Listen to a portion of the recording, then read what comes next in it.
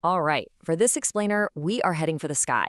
We're going to take a drive on a road that honestly feels like it belongs on another planet, high up in the Rocky Mountains, to check out one of America's most incredible feats of engineering. So let's just start with a single number, 12,183 feet. That is more than 2 miles straight up. So what are we even talking about here? That number?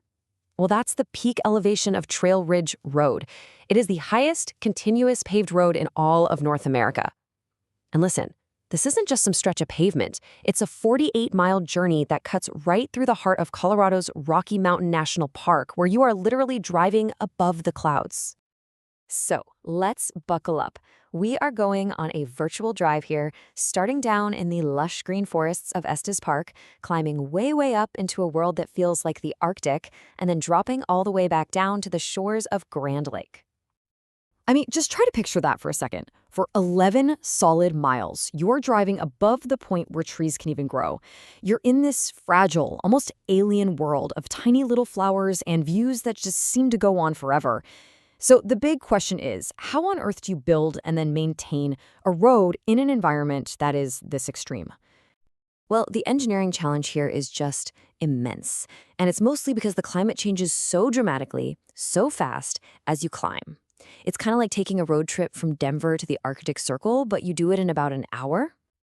The numbers on this chart really tell the story. Just look at the difference between the park entrance and the high point of the road. The average temperature at the top is below freezing year-round, and it gets more than double the precipitation. So yeah, building this road was one thing, but keeping it open, that is a constant battle against nature. And what that means is even in the middle of a beautiful summer day, you are driving through a landscape that is absolutely defined by winter. And you'll see these tall wooden poles lining the road. They're not just for decoration. They're critical guides for the snowplows, helping them figure out where the road is when it's buried under sometimes dozens of feet of snow each spring.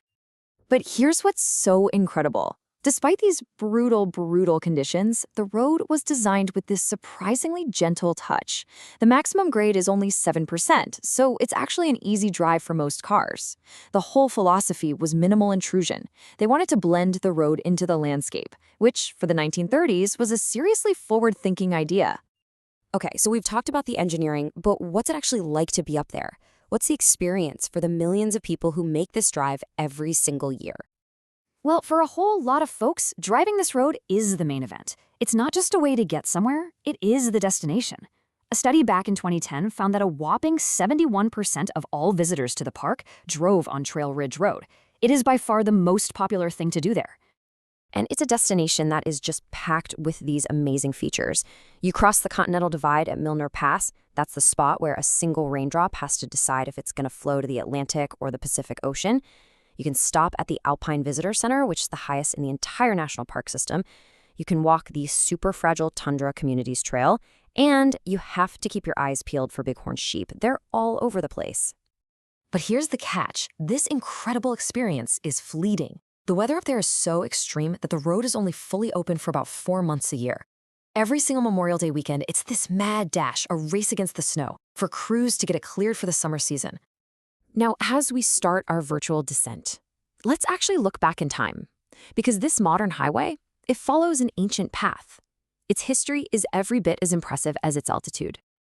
To really appreciate this road, you have to understand what it replaced. The original route was called Fall River Road, and it was a total white-knuckle drive. We're talking a steep, single-track dirt road with grades up to 16%. It was a complete nightmare for the cars of the 1920s, and it made it pretty clear, pretty fast, that a much better, safer road was needed to open up the park. But this road story begins thousands of years ago. Long before there were any cars, indigenous peoples like the Arapaho and Ute used this high ridge as a seasonal trail.